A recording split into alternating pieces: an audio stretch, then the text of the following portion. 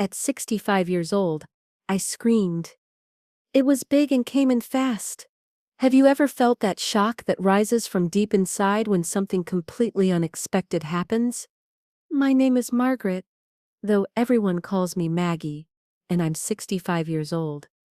I thought my life had stopped holding any surprises. That feeling like everything that could possibly happen had already happened. That's how I felt for the past 7 years, ever since my Tom passed away after 42 years together. Nobody tells you what goes on in a woman's heart when she looks in the mirror and doesn't recognize who's staring back anymore, like she's just a shadow of who she used to be. The truth nobody talks about is that growing older hurts the most when you start believing certain doors have closed forever. And that's how it all began, the story that would change my life forever. Every morning I wake up at 5:30, even before the alarm goes off. It's an old habit from when Tom still needed to be at the construction site by 7. 40 years of waking up early to make his coffee, and now, even alone, my body hasn't learned to sleep in. The silence in the house feels like a weight, different from when the kids were small and hurried footsteps echoed down the hallway with its hardwood floors in our house in Northeast Portland. Here in Oregon, I've always been organized in my kitchen. Every pot has its place, every plate its stack, everything perfectly lined up on the shelves that Tom installed years ago. He was a construction worker, hands rough from cement, but gentle when he fixed things for me. Maggie girl, he'd say, I'm gonna get this just right the way you like it, and he always did. Today I run my hand along those shelves and feel how solid they are. The only physical testimony left of him, besides the photographs on the living room mantel. Even as a widow, I've never stopped taking care of myself. Every day I put on my soft pink lipstick, the perfume Sarah gave me last Christmas, and fix my hair, even if it's just to go to the corner bakery or grocery store. To remember that I'm a woman, I tell myself in the mirror. People look and think, there goes Mrs. Thompson, so put together even after Tom passed. But nobody notices that beneath the lipstick and styled hair is a woman who misses sensations that aren't spoken about out loud. My children, James and Sarah, have their own families now. James moved to Seattle with his wife Lisa and my 2 grandsons, Tyler and Mason, 10 and 8 years old. Sarah lives closer in Northeast Portland with her husband David and my granddaughter Emma, who's 12. They visit on Sundays, bring food, fix something that needs repairing, then leave, creating that characteristic emptiness that only grows when you're left staring at the closed door.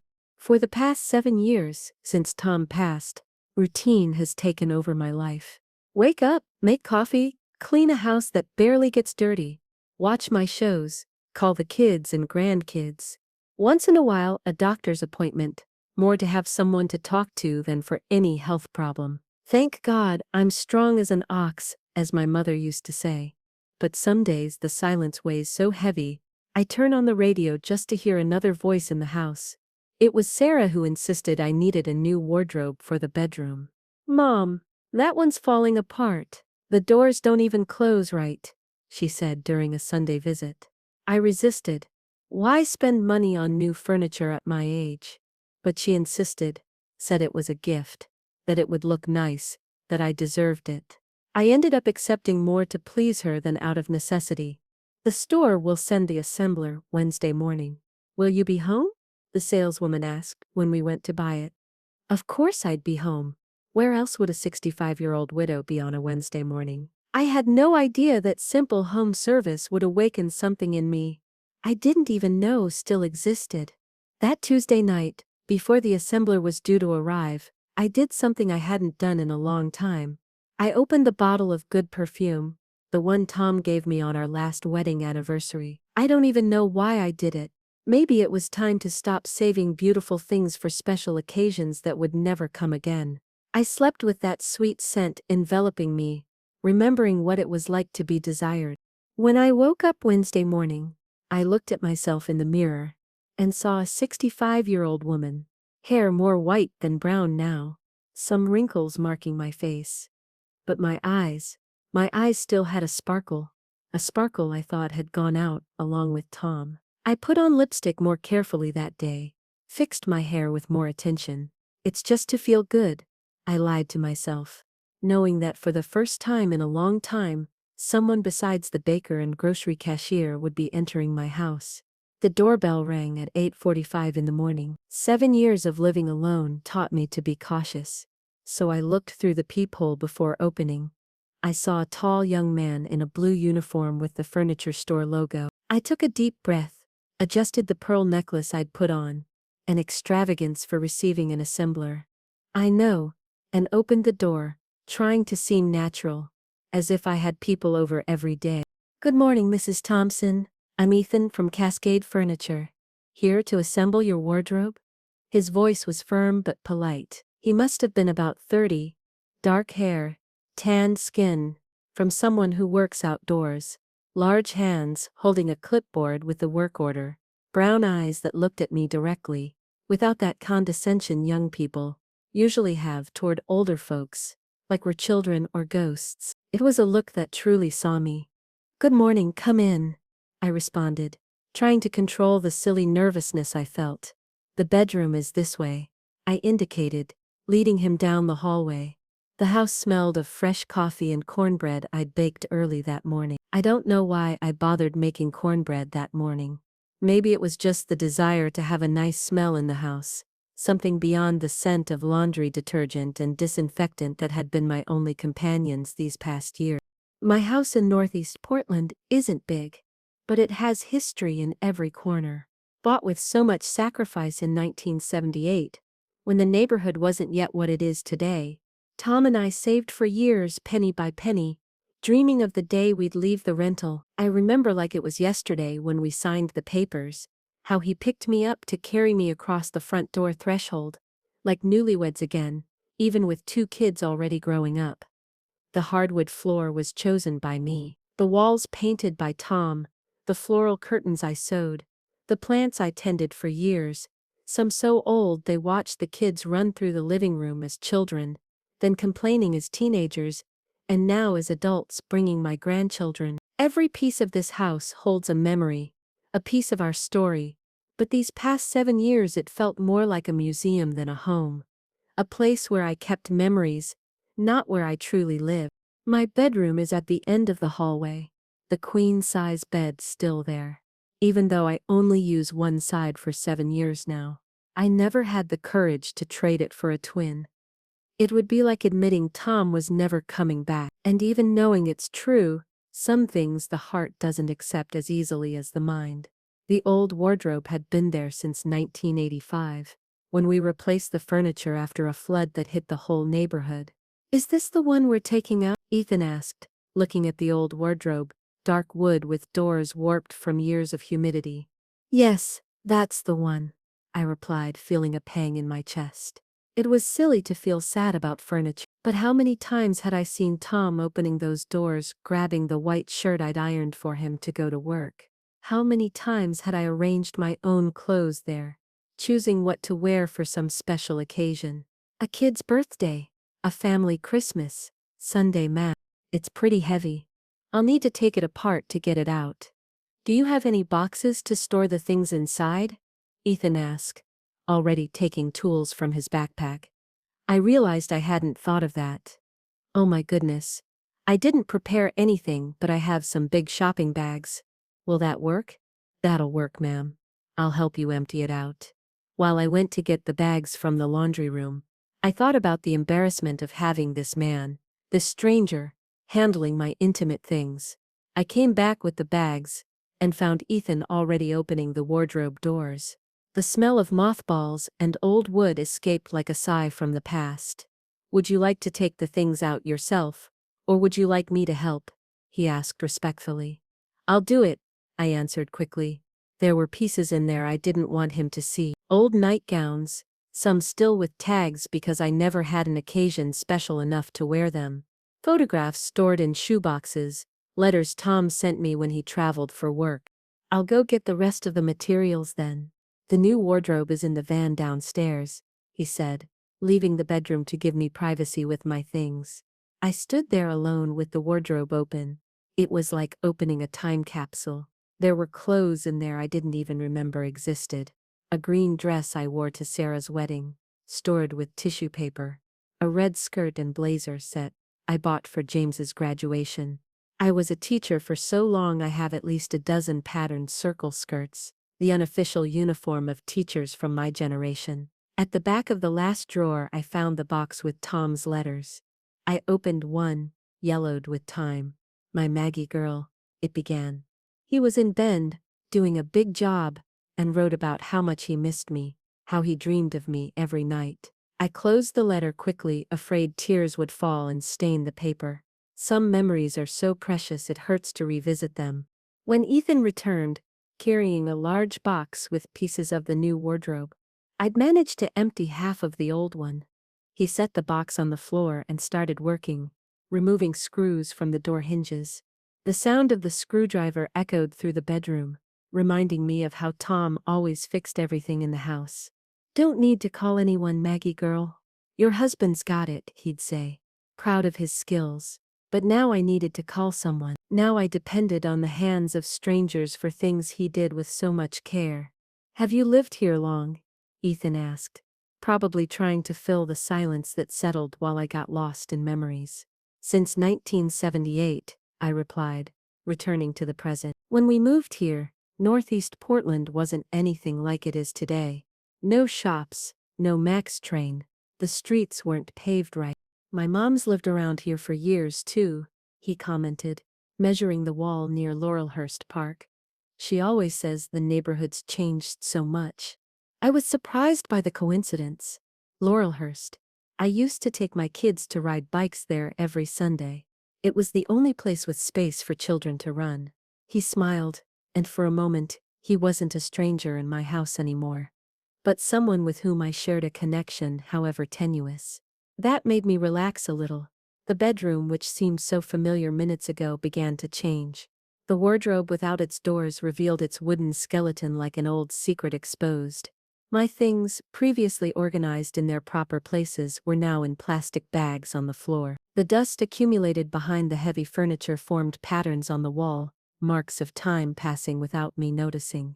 "Can I open the window, Mrs. Thompson? There'll be a lot of dust when I take the whole thing out," Ethan asked. "Of course, make yourself comfortable," I replied, watching how he moved with confidence in my space, as if he already knew the way. He opened the window, and the morning sun invaded the bedroom, illuminating corners that had been in the wardrobe's shadow for decades. A ray of light hit my face directly, and I closed my eyes for an instant, feeling the warmth on my skin. When I opened my eyes again, I saw Ethan looking at me. It was quick. He looked away as soon as he realized I noticed. But for a second, a single second, it wasn't the look of someone seeing an elderly lady. It was the look of someone seeing a woman, and in that moment, something that had been sleeping inside me began to wake up. "Would you like some coffee?" I asked, trying to hide the slight blush I felt rising to my face. It was ridiculous, at 65 years old, to blush from a look. But it was as if that second, that brief moment, when our eyes met, had made my body remember sensations long forgotten. "I'd love some, thank you," Ethan responded, returning his attention to the wardrobe. "Just gonna finish loosening these last hinges." I left the bedroom almost relieved, needing those minutes alone in the kicket to compose myself. While preparing the tray with coffee and slices of cornbread, I caught myself looking at my hands. Hands that showed the passing years with more visible veins and some age spots, but still firm and cared for. I ran my wedding ring, which I'd never taken off, around my finger in an automatic gesture I'd done for years. Suddenly, that ring seemed to weigh more. It wasn't disloyalty to Tom to feel what. I didn't even know how to name what I was feeling. When I returned to the bedroom with the tray, I found Ethan had completely disassembled the wardrobe. The dark wood planks were leaning against the wall, the screws and hardware organized in small piles on the floor. "All done, took it all apart. Now I'll start assembling the new one," he said, wiping sweat from his forehead with his forearm. Even with the window open, the bedroom was warm and he'd removed his uniform shirt, staying in just the white t-shirt underneath. I noticed the muscles in his arms, strong from someone who works carrying weight. "Oh, the coffee. Thank you so much, Mrs. Thompson, you didn't have to go to the trouble." "It's no trouble at all," I replied, placing the tray on the nightstand. It's nice to have company for coffee. Realizing what I'd said, I added, I mean, normally I drink coffee alone, so it's a change. He smiled, picking up the cup. Smells amazing. And is this cornbread? My mom makes one just like this. It is, I replied, feeling a strange pride. My mother's recipe learned it when I was young. While he drank his coffee, I began noticing details I hadn't perceived before. Large hands, but with agile fingers, stubble but well trimmed. A small healed cut on his left eyebrow. The way he blew on his coffee before drinking, exactly like Tom used to do. I looked away, confused by my own thoughts. Do you have kids? He asked, breaking the silence. 2, I replied. James and Sarah. And 3 grandchildren. Nice. He smiled. Must be good having a big family. It is, but they don't live here anymore. James is in Seattle, and Sarah's in Northeast, but a bit far. They come visit on Sundays, I explained, realizing how lonely my life sounded when told that way.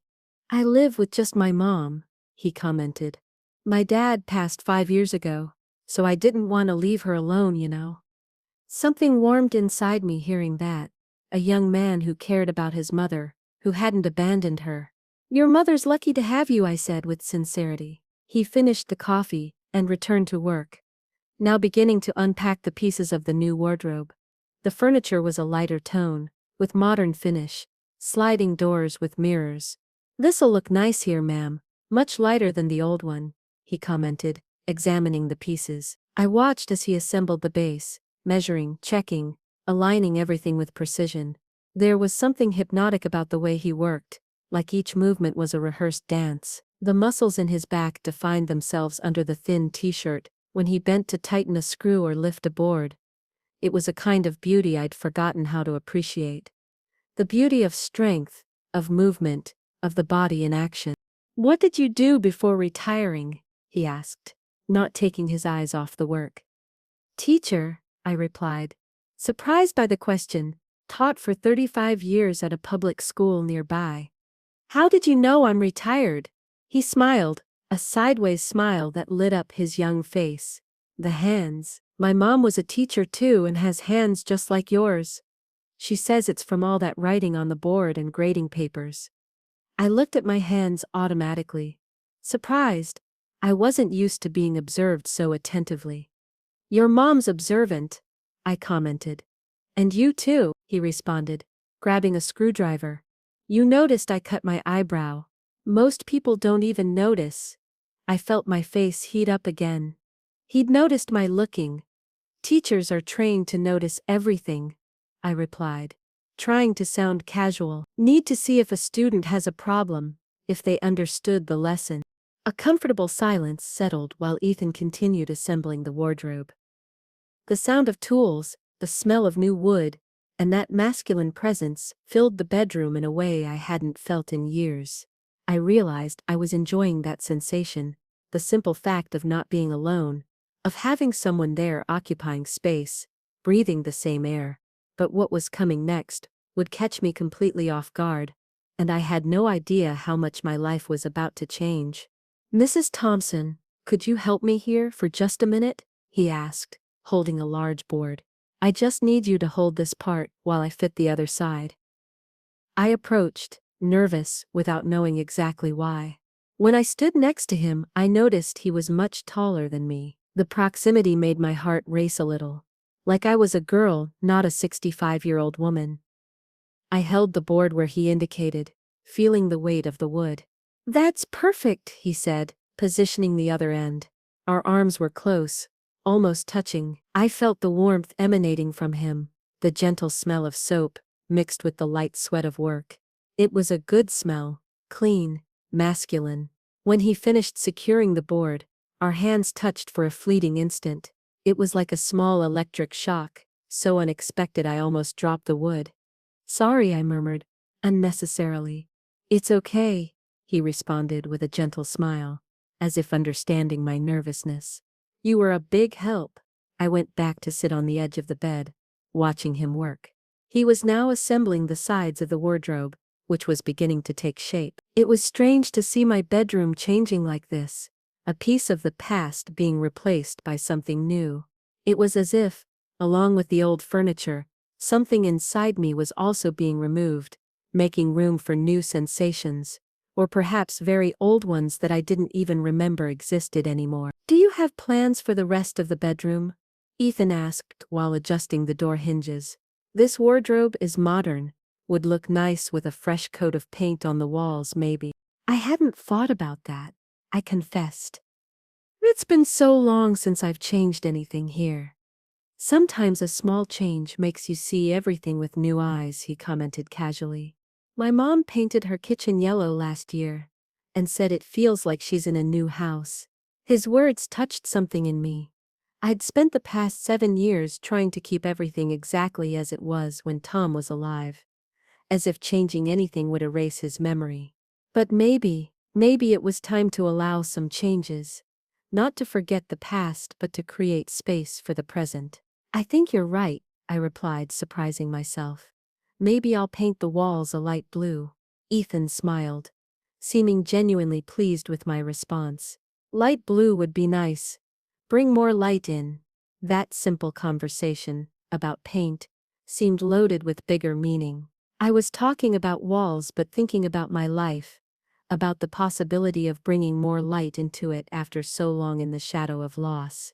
And that's when I realized something was happening inside me, something I neither expected nor sought, the first signs of an awakening I thought impossible. Ethan continued assembling the wardrobe skillfully, hands moving with precision and confidence. I couldn't stop watching him. There was a grace in that manual work that mesmerized me. He was now installing the internal rods, measuring carefully, checking the level, adjusting every detail. "Would you prefer the rod higher or lower for hanging clothes?" he asked, turning to me. I realized I'd been staring at him and looked away, embarrassed. "A bit lower, please," I replied, feeling foolish for being so aware of my own presence. "I'm not very tall," he smiled. "Same as my mom. She always complains she can't reach the hangers when they're too high." That comparison with his mother should have made me feel old, reminded me of my age, but strangely it didn't have that effect. On the contrary, there was something comforting in the way he spoke, without condescension, just with genuine respect. "Want some more coffee?" I offered, needing to leave the room for a bit, to distance myself from that presence that was leaving me so unsettled. "If it's not too much trouble, I'd love some. This work makes you thirsty." I went to the kitchen, my legs a little shaky. While heating more coffee, I kept asking myself what was happening to me. Was it just loneliness? The lack of company for so long making me react in an exaggerated way to the simple presence of another person in the house? Or was it something more, something I didn't want to admit, even to myself? When I returned to the bedroom with more coffee, Ethan was installing the sliding doors. They were large, with mirrors across their full length. I stood in the doorway for a moment, watching. In the mirror's reflection, I saw myself, an elderly woman with graying hair, wearing a navy blue skirt and white blouse with a pearl necklace. And I saw Ethan, strong, young, concentrated on his work. The contrast between us in the mirror made me feel a pang of shame, sadness. I couldn't name it. "Wow, these doors are heavy," he commented, accepting the coffee I offered. Our fingers touched again during the exchange of the cup, and this time I was sure it wasn't accidental. He let his fingers linger a bit longer than necessary, or was that my imagination? "Thank you for the coffee, Mrs. Thompson. You make coffee as good as my mom's, and hers is famous in the whole family." "It's just drip coffee the old-fashioned way," I replied, trying to sound casual but feeling a warmth in my chest from the simple compliment. "Sometimes the old way is the best," he said. And for some reason, that phrase seemed loaded with another meaning. We stayed silent for a few minutes, him drinking coffee, me sitting on the edge of the bed, watching the new wardrobe take shape. It was strange how that new modern furniture seemed not to match the rest of the bedroom, with the old bed, faded curtains, wallpaper that had seen better days. "I think I'll really need to renovate the whole bedroom," I commented, more to myself than to him. "Renovating is good," Ethan responded, placing the empty cup on the tray. It's good to change things from time to time. He returned to work, now installing the interior shelves. While watching, I began thinking about what it would be like to have the whole bedroom new, a different bed, maybe smaller since I only used one side anyway. New curtains, light wallpaper, maybe even a more modern lamp on the nightstand. You know, this furniture is making me think, I said, breaking the silence. It's been so long since I've changed anything in this bedroom. It's like I was afraid of erasing the memories if I changed things. Ethan stopped what he was doing and looked at me with an understanding expression. My mom was like that after my dad died. Didn't want to touch anything. But one day she told me something I never forgot. The memories aren't in the things, they're in us. Those words hit me like a lightning bolt of clarity. That was exactly it. I was afraid of losing Tom again if I changed the things he'd touched, used, loved. But he wasn't in the things. He was in my memories, in my heart. Your mother's a wise woman, I said, feeling my eyes moisten. Ethan smiled. She is. I think she and you would get along well. There was a gentleness in the way he spoke that moved me deeply. It wasn't pity or condescension but a kind of genuine connection, as if he really cared. Now comes the hardest part, he said, picking up a large board that would be the wardrobe's base. This piece is a bit tricky to fit by myself. Can I help? I offered, standing from the bed. That'd be great. I need you to hold this end while I force the fit on the other side. I approached and held the piece where he indicated.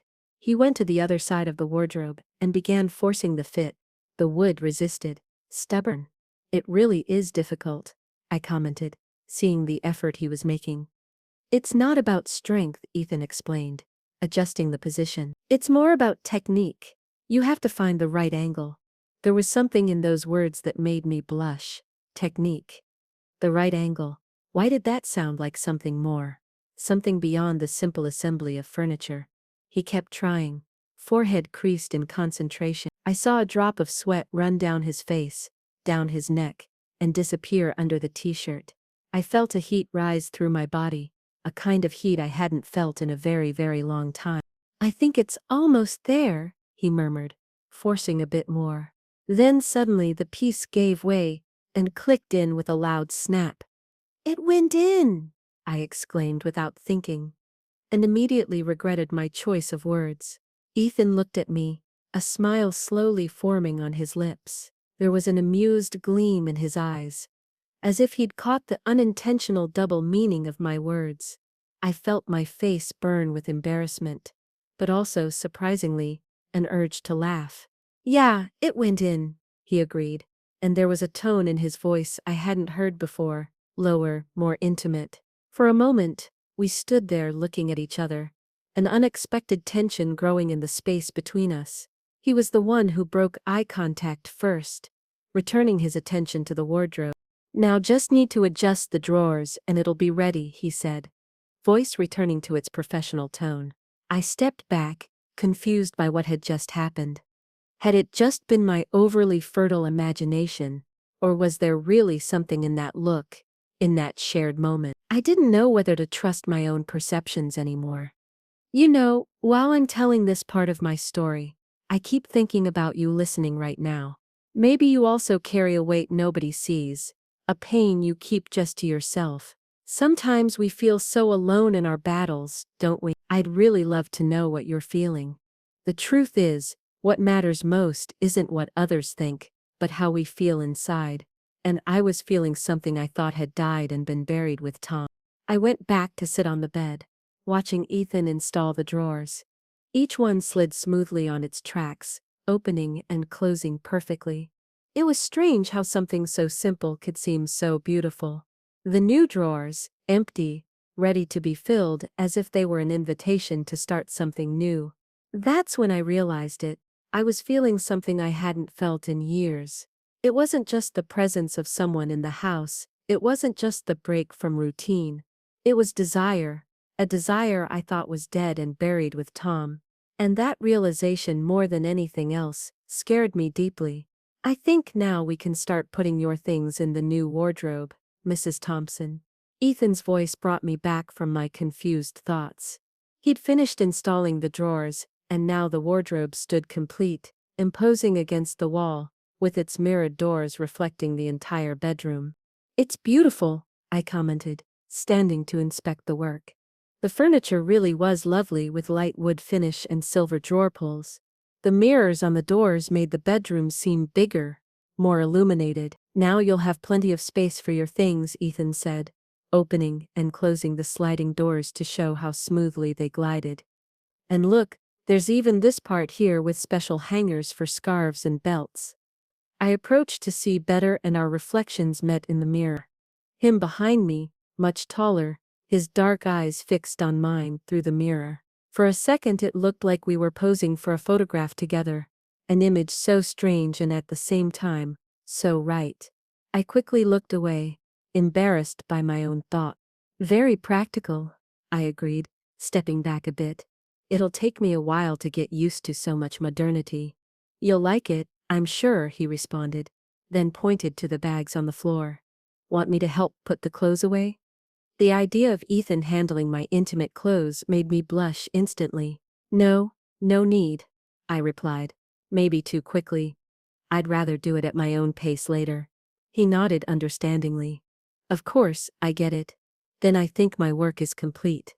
A strange feeling of disappointment washed over me. He was going to leave. The house would return to its usual silence, to the solitary routine. I shouldn't care so much, but I did. "I still need to take out this debris," he continued, pointing to the disassembled parts of the old wardrobe. "I'll take everything downstairs and put it in the disposal truck." "Okay," I agreed, feeling an irrational relief at gaining a few more minutes of company. Ethan started carrying the larger boards. I watched the muscles in his arms flex with the effort, the t-shirt riding up slightly and revealing a piece of the tan skin of his waist when he bent down. I felt a wave of heat course through my body and turned away, ashamed of my own reaction. It was ridiculous. I was 65 years old, a widow, a mother, a grandmother. I shouldn't be feeling these things, especially not for a young man who could be my son. What would Tom think? What would my children say? What was happening to me? While Ethan made several trips to take all the parts of the old wardrobe, I stood there in the middle of the bedroom, conflicted. Part of me, the practical part, the retired teacher, the respectable widow, said I was just lonely, that this was just emotional neediness manifesting inappropriately.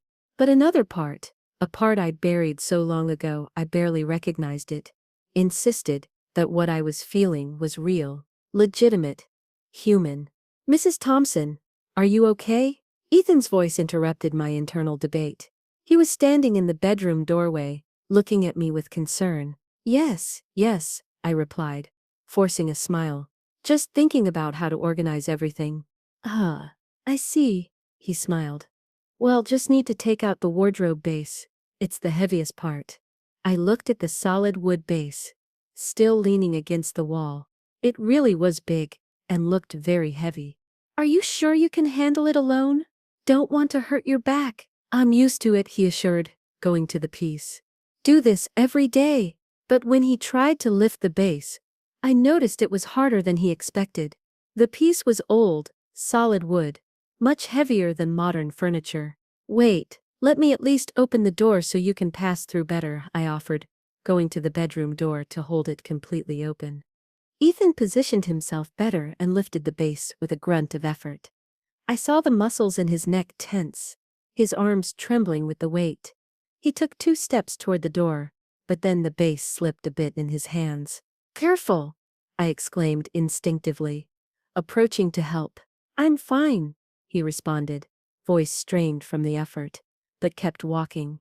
When he passed by me in the doorway, the base swayed again, and by reflex I extended my hands to stabilize it. That's when it happened.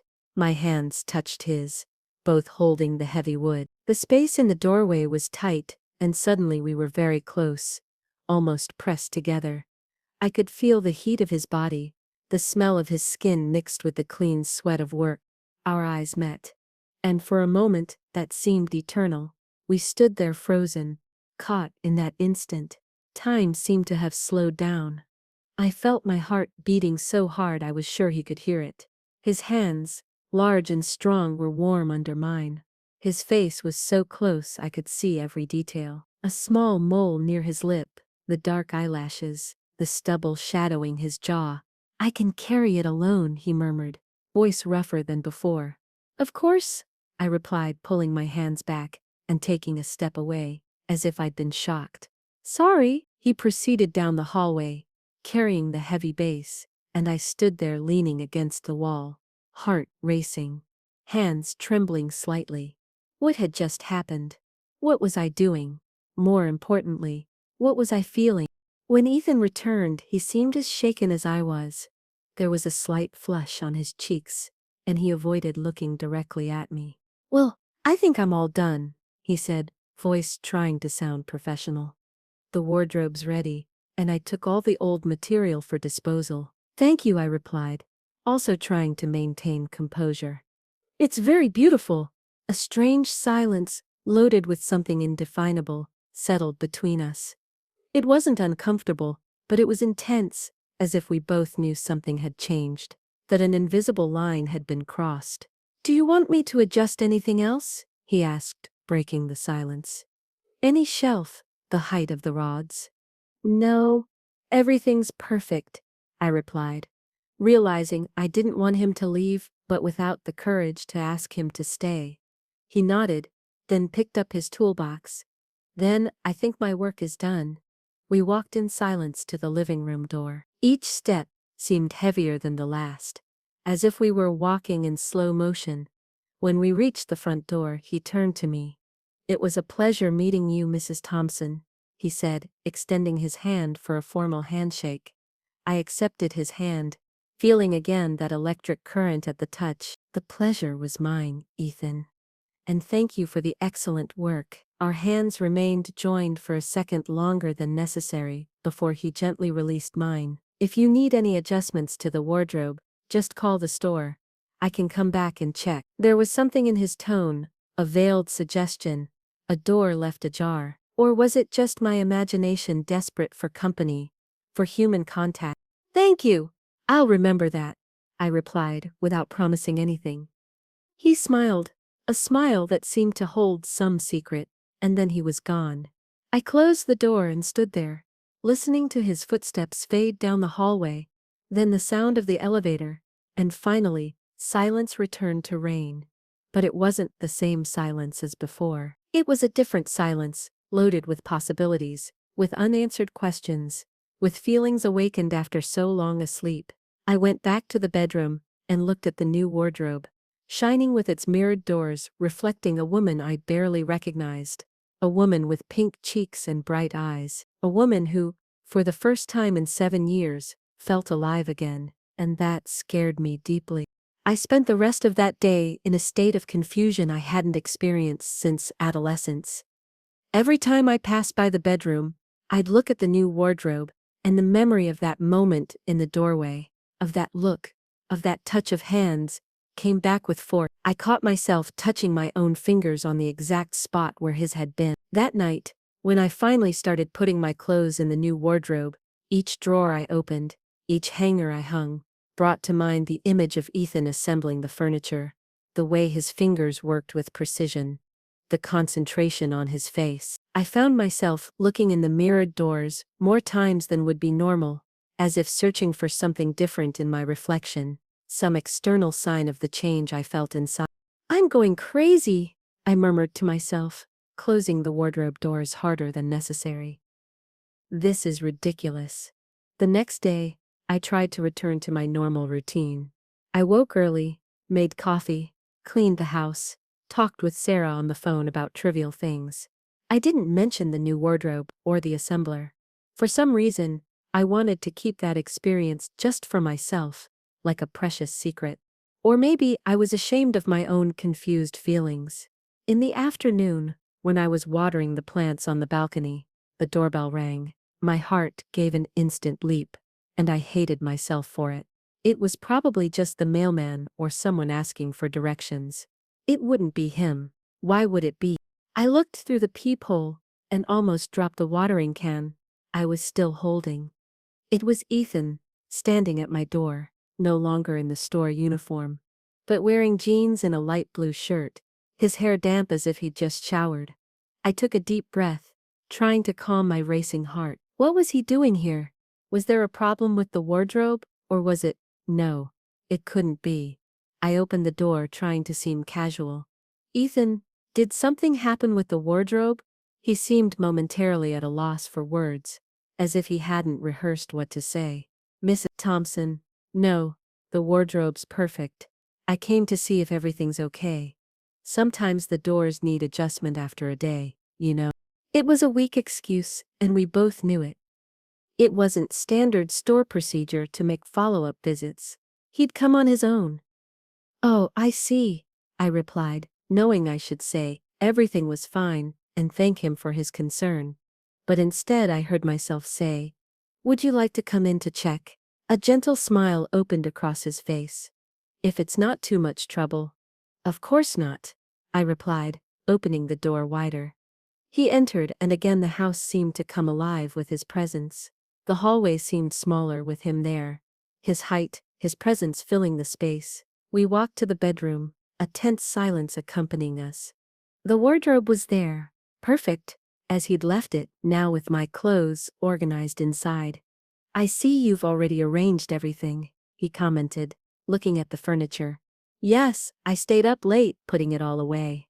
"I had more things than I thought," I replied, noticing how banal this conversation sounded, considering the electric tension hanging in the air. "Is the furniture working well? Are the doors sliding properly?" he asked, approaching the wardrobe. He opened and closed one of the sliding doors. "Seems good. Everything's perfect," I confirmed, standing a few steps from him, not knowing what to do with my own hands. Ethan turned to me, our eyes meeting. There was something different in his eyes today. A determination, a gleam of decision. "Mrs. Thompson, I'm going to be honest. I didn't come here to check the wardrobe." My heart raced even more. "No, I came because I haven't been able to stop thinking about you since yesterday." The words came out fast, as if he'd rehearsed them but still feared losing them. "I know it might seem strange, inappropriate even. You must think I'm crazy. Or worse, that I'm being disrespectful. It's nothing like that. I just felt something yesterday, something I didn't expect to feel." I stood paralyzed, unable to breathe properly. Nobody had said something like that to me in so many years. I didn't know how to react. "Ethan, I began, but the words failed me. "You don't need to say anything," he continued, taking a step in my direction. "If you want me to leave right now, I will, and I'll never bother you again." But I needed to say this at least once. There was such raw sincerity in his voice, in his eyes, that I felt my own eyes fill with tears. Not from sadness, but from an emotion I couldn't name. "I don't know what to say," I confessed, voice almost a whisper. "This is so unexpected." "I know," he took another step in my direction, now close enough that I could smell his gentle cologne. "For me too. But there are things in life we don't choose to feel. We just feel them." "But I'm much older than you," I argued, knowing I should be sending him away, but unable to muster the willpower to do it. "I could be your mother. Age is just a number, Mrs. Thompson. What matters is how a person makes us feel." "And how do I make you feel?" I asked, surprising myself with my boldness. He smiled, a smile that lit up his whole face. "Alive. You make me feel alive." Those words hit me like a wave, breaking the last barrier of resistance I maintained. That was exactly how he made me feel too, alive after years of just existing. "I know this is crazy," he continued, his voice lower now. "But since I left here yesterday, I can't think about anything else. I tried to convince myself it was silly, that you'd never feel the same, that I was imagining things. But something told me to come back, to at least try." I stayed silent, absorbing his words, feeling their weight, the truth they carried. And then, without thinking, I extended my hand and touched his face. A light touch, just my fingertips against his cheek. His skin was warm, the stubble rough under my fingers. He closed his eyes briefly at my touch, as if savoring the sensation. When he opened them again, There was an intensity in them that left me breathless. "Maggie," he said, dropping the missus for the first time, making everything more intimate, more real. "May I kiss you?" The world seemed to stop. That question, so direct, so simple, was at the same time the most frightening and most liberating thing I'd ever heard. Part of me wanted to pull back, flee to the safety of my solitary routine, of my identity as a respectable widow. But another part, a part that had been awakened from a long sleep, was screaming for me to accept, to allow myself to feel again. Instead of answering with words, I took a step forward, eliminating the distance between us. Slowly, as if giving me time to change my mind, Ethan leaned in, his lips approaching mine, and then he kissed me, a soft kiss, cautious at first, as if testing the boundaries, respecting my hesitation. But when I responded, when my lips moved against his, the kiss deepened, becoming more urgent, more passionate. His hands found my waist, pulling me closer, while mine wrapped around his neck. It was as if all the desire repressed for years was being released at once, a dam breaking after too long holding back the pressure. When we finally separated, we were both breathless. I looked at him, at those dark eyes now full of desire, and didn't recognize the woman I'd become. This wasn't the retired teacher, the discreet widow. It was just Maggie, a woman of flesh and blood, with desires and needs she'd long denied herself. "This is crazy," I whispered, still in his arms. "The best kind of crazy in my life," he responded, a slow smile forming on his lips. And then we kissed again, and I knew nothing would be the same as before. That moment, that kiss, that unexpected connection had changed everything. It was the turning point in the story of my life. The moment I decided I still had the right to happiness, to desire, to love. Even at 65 years old, even against all conventions, even against what everyone would think, for the first time in 7 years, I was truly alive. The days that followed were like a feverish dream. Ethan began visiting me regularly. Always discreet, always careful. He never just showed up at the door, always rang the doorbell first, and waited for me to look through the peephole. I understand now it was his way of giving me control, of allowing me to choose whether I wanted to open the door or not, but I always opened it. How could I not? Our relationship, if I can call what we had that, was so unexpected that even I didn't know how to define it. It wasn't just physical, though the desire was there, pulsing and alive. It was something deeper, a connection that transcended the age difference, social conventions, all the barriers the world insisted on placing between us. The third time he came, he brought a small bouquet of daisies. Not red roses of adolescent passion, nor expensive, sophisticated flowers, simple daisies, picked from some garden, tied with twine, and it was that simple gesture that moved me more than any jewel or expensive gift could. "They reminded me of you," he said, correcting himself, still adjusting to the growing intimacy between us. "When I saw these flowers, simple but beautiful in a way the showier flowers can't be, I placed the daisies in a small glass vase on the kitchen table. Every time I passed by them, I felt a warmth in my chest, like a teenager receiving her first gift from an admirer." We started slowly, with long conversations at the kitchen table, coffee cups between us. He told me about his work, about his widowed mother, a coincidence that brought us even closer, about his dreams of one day having his own business. I told stories from my years as a teacher, about my children and grandchildren, about my life with Tom. Mentioning Tom strangely no longer brought just the pain of loss, but also a deep gratitude for the time we had together. It was as if Ethan, instead of replacing those memories, helped me reconcile with them, integrate them into who I was becoming now. "Do you think he'd be angry?" I asked one afternoon, while we sat on the small apartment balcony. "Tom, I mean." Ethan thought for a moment, his eyes fixed on the Portland skyline. "I didn't know your husband," he finally replied, "but from what you tell me, he seems to have been a man who loved seeing you happy." I think he'd want that for you even after he wasn't here anymore." His words brought tears to my eyes, but not from sadness. It was as if he'd given me permission to live again, to feel again, without guilt or remorse. Gradually I began changing small things at first. I bought new clothes, nothing extravagant, just dresses more colorful than the dark tones I'd adopted in recent years. I started wearing the good perfume every day, not just for special occasions. I cut my hair in a more modern style that the hairdresser said would flatter my face. And then, one Saturday afternoon, I made a decision. It was time to renovate, not just the wardrobe but the entire bedroom. I called Sarah and asked for her help. "Mom, what a nice surprise," she exclaimed when she answered the phone. "Did something happen?" "Nothing bad, honey," I replied, feeling a pang of guilt for not telling the whole truth. "It's just that I decided to make some changes here at home. Will you help me choose new paint for my bedroom?" There was a moment of silence on the other end of the line, as if she was processing what she heard. "Paint the bedroom? But Mom, it's been so long since you wanted to change anything there." "I think it's time, don't you think? The new wardrobe looks so nice, but now the rest of the bedroom seems too old in comparison."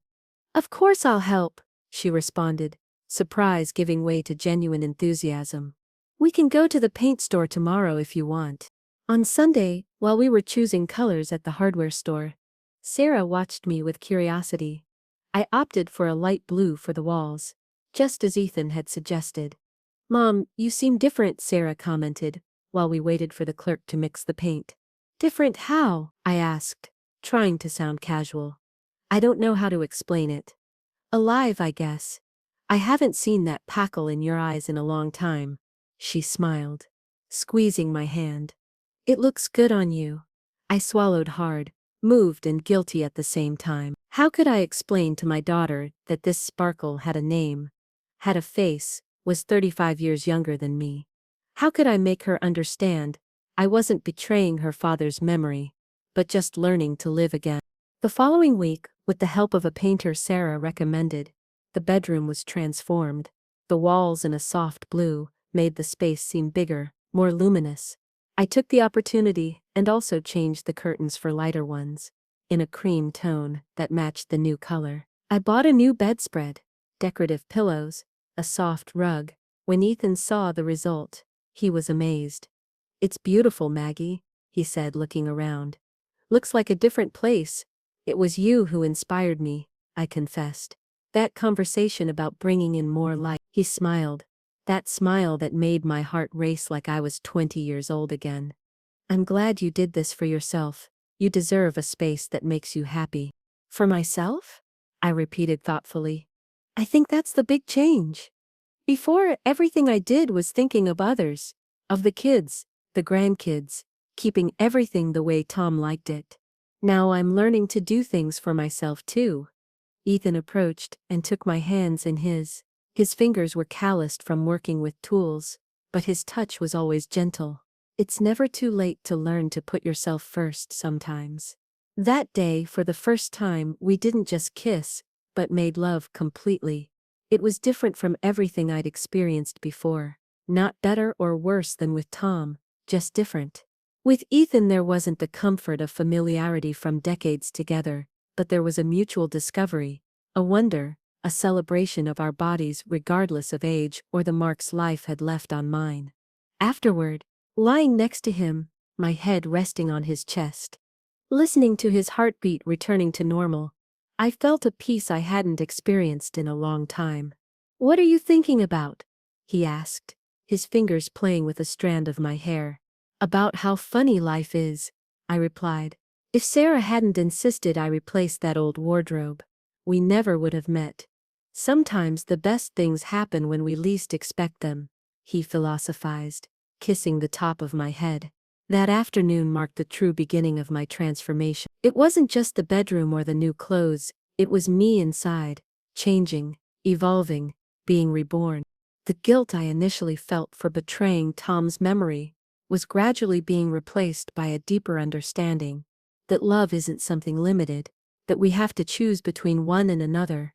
The love I felt for Tom remained intact, precious, kept in my heart. What I felt for Ethan was something new, different, that didn't diminish or erase the former. I began going out more, rediscovering small pleasures I'd forgotten.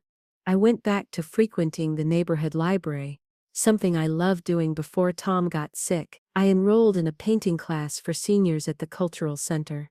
I reunited with former teacher colleagues for monthly lunches. It was as if Ethan had opened not just the door to my bedroom, but the door to my life that had been closed for so long.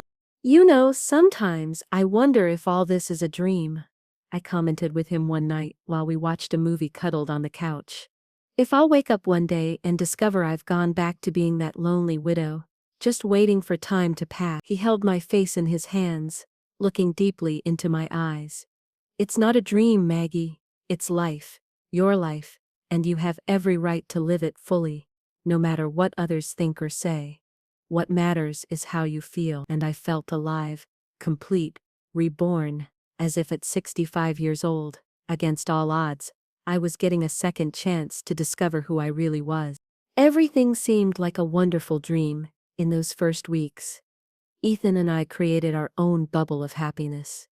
Our own small universe where age was just a number, where the past mattered only for what it had taught us, not for what held us back. But like every bubble, ours was also destined to meet the real world, with its conventions, judgments, and expectations. The first challenge came from where I least expected it. One Sunday afternoon, during the usual family visit, my grandson Tyler, only 10 years old, innocently let something slip that would change everything. "Grandma, who's that guy who comes here almost every day?" The question fell like a bomb in the middle of the living room. Sarah, who was serving cake at the table, stopped with the knife in midair. David, her husband, looked up from his phone. Emma, my 12-year-old granddaughter, stopped playing with the dog they'd brought. "What guy, Tyler?" Sarah asked slowly, looking at me with an expression I couldn't decipher. Tyler shrugged with the innocence of children. "That one who has a motorcycle. He's always leaving here when I come back from school. Sometimes he waves at me." I felt the blood drain from my face. I had no idea Tyler had seen Ethan. I thought he came at times that were safe, when the kids would be at school, but obviously I'd miscalculated. "It's just the guy who assembled my new wardrobe," I replied, trying to keep my voice steady. "He had to come back a few fews to adjust the doors." "That many times?" Sarah asked, her tone now clearly suspicious. "The wardrobe was assembled almost a month ago, Mom." I felt cornered, like a teenager caught in the act. It was ridiculous. I was 65 years old, a widow, owner my own life. But there, under my daughter's inquisitive eyes, I found myself reduced to a guilty child. "He's been very kind," I explained, trying to find the right words. "He's been helping me with other things around the house too. You know how hard it is to find someone trustworthy for small repairs." Sarah didn't look convinced, but to my relief, Tyler had already lost interest in the conversation and was now competing with Emma for the last piece of cake. The subject was temporarily dropped, but not for long. After the kids went to the room to play, Sarah came back to the attack, now alone with me in the kitchen while we washed dishes. "Mom, who is this guy really?" she asked, her voice a mix of concern and censure. "I already told you he's the wardrobe assembler. Ethan. And why does he keep coming here almost every day, according to Tyler?" I sighed, placing the last plate in the drainer. I didn't want to lie to my daughter, but I also didn't feel ready to reveal the whole truth. "He's been a friend, Sarah. That's all." "A friend?" she repeated incredulously. "Mom, please." Tyler said he's young. "How old is he?" 30, I replied without being able to look at her. Sarah let out a sound that was half sigh, half groan. "Mom, what's going on? Do you know what people are going to think?" "And since when do I care what people think?" I retorted, a growing irritation bubbling inside me. "It's not just that," Sarah insisted. "It's dangerous. You barely know this guy. What if he's taking advantage of you? What if he wants your money or the house?" "Ethan's not like that," I defended with more vehemence than I intended. "He's honest, hardworking, Lives with his widowed mother too.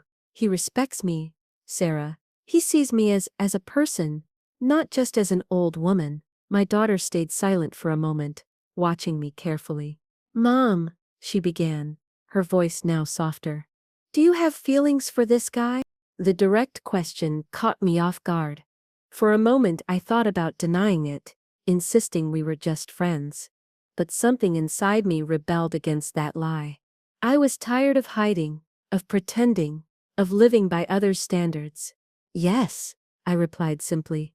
I do. Sarah closed her eyes as if trying to process what she'd just heard. And what does he feel for you? He says he has feelings for me too, I replied, my voice now almost a whisper. And I believe him, Sarah. I know it seems crazy. I know a lot of people will talk. But for the first time in a long time, I feel alive again. My daughter stared at me for a long moment. Her eyes, so much like her father's, full of conflicting emotions. Mom, she finally said, I just don't want you to get hurt or be deceived. I know, honey, I replied, taking her hands in mine, and I appreciate your concern, but I need you to trust me. I'm not a naive young woman anymore. I'm old enough to know what I'm doing. She didn't seem totally convinced, but she nodded. Just promise me you'll be careful, and that you'll tell me if something's not right. I promise, I replied, feeling a mix of relief and apprehension. It wasn't exactly the blessing I'd hoped for, but at least it wasn't the condemnation I'd feared. After Sarah and her family left, I called Ethan and told him what had happened. His reaction surprised me. Maybe it's time to formally meet your daughter, he suggested. Show her my intentions are serious. You want to meet my family? I asked, unsure. Until then, our relationship existed in a kind of limbo, outside the real world, protected from looks and judgments. The idea of bringing him into the center of my family life was frightening, and at the same time strangely exciting. Of course, he responded, with that direct sincerity that always disarmed me. Maggie, I'm not playing around with you. This isn't a fling for me. It's real, and if it's real, it needs to be part of your real life too, not just these stolen moments. His words warmed me inside, dispelling part of the doubts Sarah's questions had planted. I'm afraid of what they'll think, I confessed. Of what they'll say. People will always talk, he pondered. The question is, what's more important to you? What they think or how you feel? The answer was obvious, but putting it into practice was harder. My whole life I'd been the good girl, the one who followed the rules, the one who never gave reason for gossip. Even after widowhood, I maintained composure, discretion, the image of respectability expected of a woman my age. I don't know if I'm ready to face all that, I admitted, voice trembling. We don't need to rush, Ethan assured. We can take it slow, but I think hiding only makes things seem wrong when they're not. There's nothing wrong with what we feel, Maggie. After hanging up, I spent a long time thinking about his words. He was right, of course. Hiding only fed the feeling of guilt, that we were doing something improper. But the prospect of facing the looks, the comments, the judgment was terrifying. The following week, I faced another challenge. I ran into Mrs. Henderson, my next-door neighbor, in the elevator. She had that knowing smile, that look of moral superiority that always irritated me. Mrs. Thompson, how are you? You've been receiving a lot of visits lately, haven't you? She commented, her tone falsely casual. Some, I replied curtly. A very handsome young man, she continued relentlessly. Your nephew? No, just a friend, I replied without offering more explanation. Ah, a friend, she repeated, the malicious smile widening. Well, it's good to have friends, especially at our age, isn't it?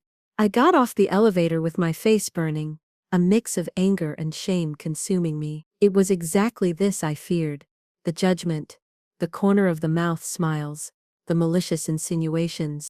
When I told Ethan about the encounter, I expected him to be equally disturbed, but to my surprise, he laughed. Let them talk, he said, shrugging. What they think doesn't change how we feel. His carefree attitude was refreshing but also frightening. For him, at 30 years old, It was easy to ignore what others thought. Youth has that freedom, that confidence. But for me, molded by decades of social conventions, it was much harder. However, as the weeks passed, I began finding a new source of strength within me. Each time I faced a curious look, a veiled comment, I felt a small triumph. I was finally living for myself, not to meet others' expectations. And that's how, step by step, I began building the courage to face the biggest challenge of all, formally introducing Ethan to my family, and assuming once and for all that at 65 years old, I'd fallen in love again. Scheduling a Sunday lunch to introduce Ethan to the family wasn't an easy decision. I spent sleepless nights, imagining all possible scenarios, most of them ending in disaster. But Ethan was right. The more we hid, the more it seemed like we were doing something wrong. And we weren't. We were two free adults building something beautiful together. I called Sarah on a Tuesday, gathering all my courage. "Honey, I'd like to invite you all for lunch here on Sunday. And I'd like you to meet Ethan." The silence on the other end of the line was so long, I thought the call had dropped. Finally, Sarah responded, "Ethan, the furniture assembler." "Yes," I confirmed, keeping my voice firm. "He's important to me, Sarah. I'd like you to really get to know him." Another long silence. "Okay, Mom. We'll be there." James, too. My heart leaped. James, my older son, was more conservative than Sarah. More protective. He lived in Seattle, but came to Portland every couple months to visit. "He's in town?" I asked, surprised. "He arrived yesterday for a work meeting. He's staying until Monday." I swallowed hard. I hadn't planned to face James so soon, but maybe it was better this way. All at once. "Yes, please invite him too. And tell him to bring the boys." We hung up, and I immediately started planning the lunch. I wanted everything to be perfect. I decided to make pot roast, the family's favorite dish, accompanied by all the traditional sides: mashed potatoes, green beans, coleslaw. For dessert, butterscotch pudding, my mother's recipe that everyone loved. Ethan noticed my nervousness during that week. "It'll be fine," he assured me, holding my hands in his. "They just want your happiness, Maggie." "I hope so," I replied, not entirely convinced. My son James can be difficult. On Sunday, I woke up with the sun. I spent the whole morning cooking, cleaning the house, checking every detail. I wanted everything to be impeccable. Around 11:30, when the pot roast was already perfuming the whole house, the doorbell rang. It was Ethan, punctual as always, bringing a bottle of wine and a bouquet of flowers. He was dressed simply but elegantly: dark dress pants, light blue shirt, well-pressed, clean shoes. He'd cut his hair and shaved. He looked nervous, which strangely calmed me. I wasn't alone in that anxiety. "You look beautiful," he said, kissing me softly. I'd carefully chosen my outfit, a knee-length dress in a shade of green that always received compliments, and the pearl necklace that had been Tom's gift on our 25th anniversary. I saw no contradiction in that. The pearls were part of who I was, just as my love for Tom would always be part of my story. "I'm nervous," I confessed, adjusting his shirt collar. "Me too," he admitted with a tense smile. "But we're in this together." At 12:30 sharp, the doorbell rang again. I exchanged one last look with Ethan, took a deep breath, and went to answer. It was Sarah with her family: David, Emma, and the dog they never left behind. Emma ran in and hugged me, as she always did. "Grandma, it smells so good," she exclaimed, oblivious to the tension in the air. Right behind them, James arrived with his wife Lisa, and the two boys, Tyler and Mason. I greeted everyone with hugs and kisses, trying to act normally, though my heart was racing. When we entered the living room, Ethan stood up, visibly tense. An awkward silence fell, broken only by the little dog sniffing curiously at the new visitor's shoes. "This is Ethan," I introduced, my voice sounding strangely formal. "Ethan, these are my children Sarah and James, their spouses David and Lisa, and my grandchildren, Emma, Tyler, and Mason." Ethan stepped forward, extending his hand first to James, who was clearly the most distrustful of the group. "It's a pleasure to meet you all," he said with a sincerity that was impossible not to notice. "Maggie talks about you all the time." James shook his hand with obvious reluctance, his eyes evaluating every detail of the man before him. Sarah was more receptive, returning the greeting with a tense but polite smile. The kids, thankfully, didn't notice the tension, and soon Tyler exclaimed, "Hey, you're the motorcycle guy. I've seen you here before." "That's me," Ethan confirmed, smiling at the boy. "You must be Tyler. Your grandma told me you're really good at math." My grandson's face lit up, knowing I talked about him to other people. And so, for a brief moment, the tension lessened. Lunch started quietly, with forced, artificial conversations about the weather, traffic, the latest news. Ethan made an effort to be pleasant, answering questions about his work, his family, his interests.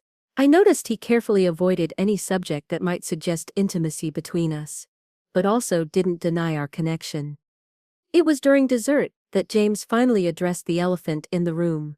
"So, Ethan, what exactly is your relationship with my mother?" The direct question fell like a bomb at the table. Sarah choked on her pudding. David pretended sudden interest in his spoon. The kids looked confused at the adults. Ethan slowly put down his fork, looked at me for a second as if asking permission, then responded with a calm, "I admired. I have great affection and respect for your mother. We got close while I was working here. And well, something happened that neither of us expected." "Something like what exactly?" James insisted, his tone bordering on hostile. Before Ethan could respond, I intervened. "James, we're adults. Ethan and I are getting to know each other, going out together. You can call it whatever you want. Going out? Mom, you're 65 years old, and he must be what, 30? 30, yes," Ethan confirmed without flinching. "Doesn't that seem strange to you?" James questioned. "The age difference, I mean." Ethan looked directly into my son's eyes. "What would seem strange to me would be passing up the chance to know someone as special as your mother just because we were born in different decades. Age is just a number, James. What matters is how we feel together." A deep silence followed his words. I was ready for an explosion from James, but surprisingly it was Sarah who spoke first. "And how exactly do you feel about my mother?" she asked, her tone more curious than accusatory. Ethan didn't hesitate. "Happy, at peace, like I've found someone who truly understands me, who sees me for who I am, not for what I have or how old I am. Your mother has a wisdom and kindness that are rare today." His words, so sincere and direct, touched something in everyone at the table. I saw Lisa's, my daughter-in-law's, eyes fill with tears. I saw David, always so reserved, nod discreetly. And I saw something change in James's expression. Not complete acceptance, but perhaps the beginning of understanding. "Mom," he said, finally turning to me. "Are you happy?" The simplicity of the question moved me. It wasn't about social conventions or what people would say. It was about me, about my happiness. And in that moment, looking at my children, my grandchildren, and Ethan by my side, I knew the answer with absolute certainty. "Yes," I replied, my voice firm. "Happier than I've felt in a long time." James closed his eyes for a moment, as if processing the information. When he opened them again, there was a reluctant acceptance in them. "Then I guess we'll have to get used to this." It wasn't exactly an enthusiastic blessing, but it was a start. The rest of the afternoon went by with less tension. Ethan talked with David about football, helped Tyler with a math question, and even got some laughs from James telling stories about eccentric customers he encountered at work. When everyone left, Ethan and I sat on the couch, exhausted but relieved. "You were amazing," I told him, resting my head on his shoulder. "They're good people," he responded. "They're just worried about you. It's natural. It'll take time," I pondered. "Especially for James." "We have time," he said simply. And we did. In the following weeks, I noticed subtle changes. Sarah started calling more, including casual questions about Ethan. James, during his weekly calls from Seattle, stopped showing open disapproval. even asking once if that guy Ethan was still around. Slowly, painfully sometimes, our situation was being normalized.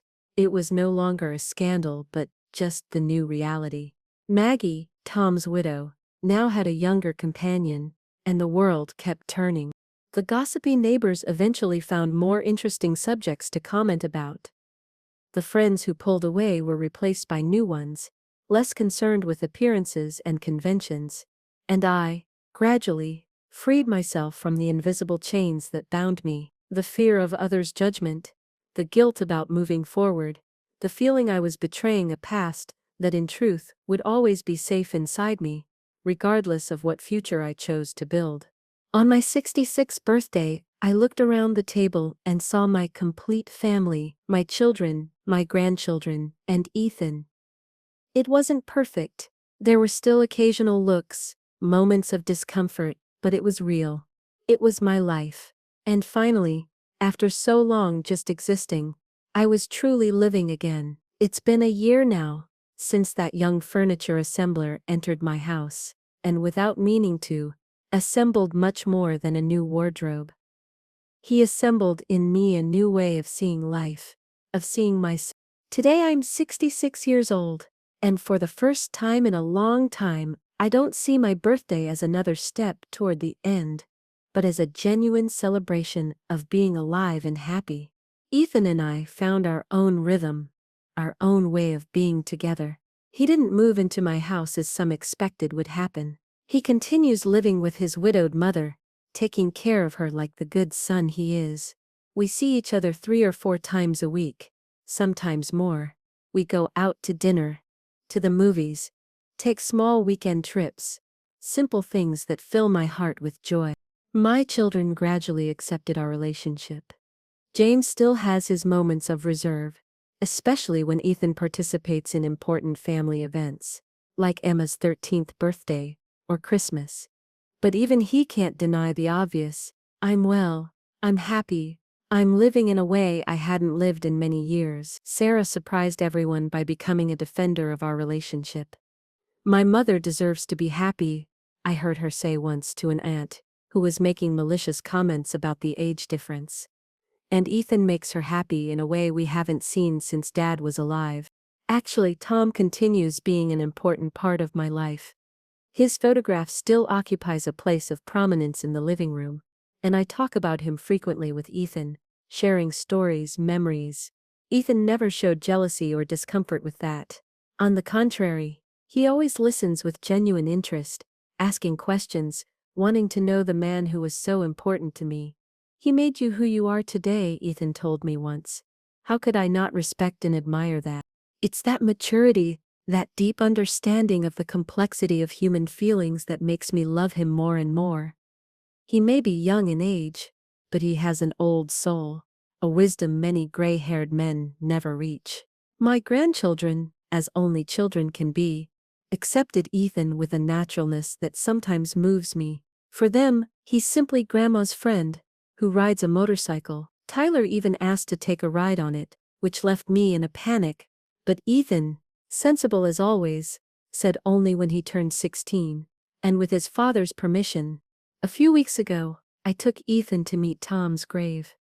It might seem strange, but I felt I needed to do that, introduce them somehow.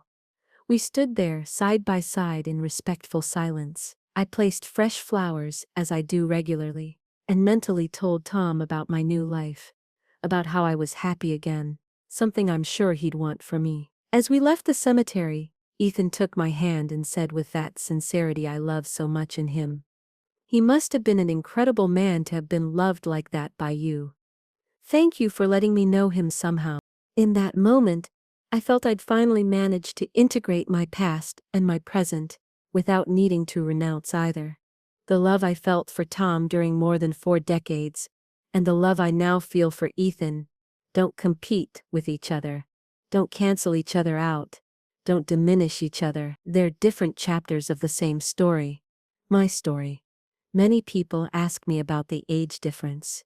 If it bothers me, if I'm afraid of the future. Of course I think about it. I'm 66 years old, And even with good health, I know time passes faster for me than for him. I know statistically it's likely I'll leave this world before he does. What if one day you want children? I asked him once, in a moment of insecurity. I can't give you that anymore. He held my hands and responded with a simplicity that disarmed me. Maggie, I chose to be with you knowing exactly who you are and what moment of life you're in. I'm not expecting you to be or give me something different from what you can. I'm here for you exactly as you are. I don't know what the future holds for us. Nobody knows, really. Regardless of age, the only certainty I have is that I choose to live the present as fully as possible, taking advantage of each moment, each laugh, each hug, as if it were the last. Not from fear it will end, but from gratitude it's happening. Some say I'm living a second youth, but I disagree. I'm not young again, nor do I want to be. I'm a 66-year-old woman with the marks, wisdom, and scars life gave me. The difference is that now I understand age doesn't define the capacity to love, to feel, to reinvent oneself. My friend Patricia, from the seniors painting group, told me the other day, Maggie, you gave me hope. After I became a widow, I thought my life as a woman was over, that it would just be loneliness. And that's it. You showed me it doesn't have to be that way. Her words touched me deeply. I hadn't realized my personal story could inspire other women. That by allowing myself to live this unexpected love, I was somehow opening the path for others to also allow themselves to start over, regardless of age or social conventions. Recently, Ethan surprised me with a gift, a trip to the coast to celebrate 1 year since our first kiss. I panicked thinking about wearing a bathing suit in front of him, about showing my 66-year-old body with its sagging, its marks, its imperfections. What if you're disappointed when you see me? I asked, genuinely insecure. He smiled in that way that makes my heart race even after a year together. Maggie, I've seen you without clothes before, remember? And the only thing that disappoints me is that you still can't see yourself through my eyes. We went to the coast. I wore my navy blue modest bathing suit, put on my straw hat and sunglasses. We walked hand in hand on the sand, went into the ocean together, laughed like teenagers when a wave caught us off guard. And I realized nobody was looking, nobody was judging. We were just two people sharing moments of happiness. That's what I learned on this unlikely journey that started with a new wardrobe. Life doesn't end at 60, at 70, or at any age. It just changes form, offers new possibilities, new beginnings. The heart doesn't age, doesn't retire, doesn't stop feeling just because the body shows the signs of time. Sometimes when we're together on the couch, watching a movie, or when he calls just to say goodnight, or when he surprises me with a small bouquet of daisies picked on the way, I think about how life is unpredictable and wonderful, how a simple yes, yes to the new wardrobe, yes to the shared coffee, yes to that first kiss, can completely change our trajectory. Today, blowing out the candles on my 66th birthday cake, surrounded by my family, including Ethan, I won't ask for more time of life, as I used to. I'll ask for more life in the time I have left, whatever it may be. Because I finally understood it's not the quantity of years that matters, but the intensity with which we live them, the courage with which we face judgments, fears, uncertainties. And to you listening to me now, I want to leave a message. It's never too late to start over, to allow yourself to feel, to say yes to life in all its surprising forms. Regardless of your age, your past, your scars, you deserve to be happy. You deserve to live fully, until the last breath. And that was my story. Now I want to know where you're listening from. Comment down below what city you are from. A hug from all of you.